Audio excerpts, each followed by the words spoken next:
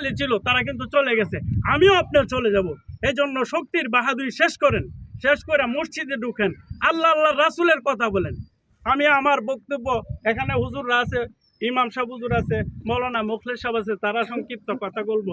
শেষ একটা কথা কয়ে বিদায় নিব। এই যে কবরস্থানটা সংস্কার করার জন্য ভালো একটা কবরস্থান, মডেল কবরস্থান বাটি এলাকার মধ্যে আমি কাজ করে যাইতেছি।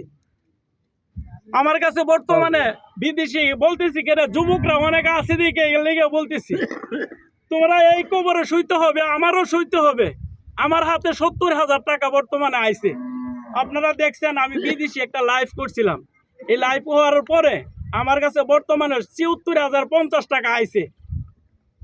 আমি যদি 2 লক্ষ টাকা পাইলাই আমি কবরস্থানটারে মডার্ন একটা কবরস্থান বানাইতে পারি।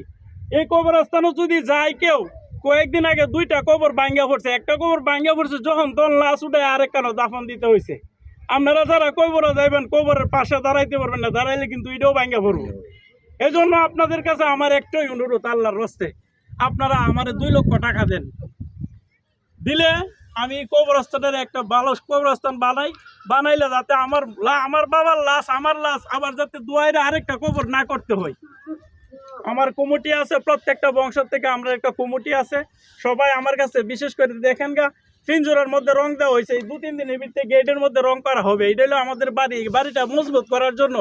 যুবক ভাইদেরকে বলতেছি, অনেক যুবক ভাই আজকে দেখতেছি আপনারা 5,000, 10,000, 2,000 টাকা করে দেন, দিয়ে আসে ওই কবরস্থানটা আমরা একটু সংস্কার করি, এটা আমাদের বাড়ি।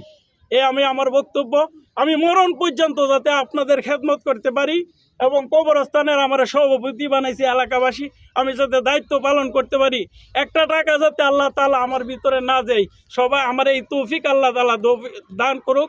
আপনারা দোয়া করবেন, আর আমিও যতদিন বাচ্চা থাকি এই কবরস্থান এবং এই এলাকার যে কোনো মসজিদের জন্য কাজ করব।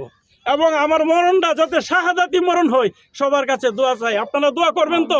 ইনশাআল্লাহ। আসসালামু আলাইকুম রহমতুল্লাহ।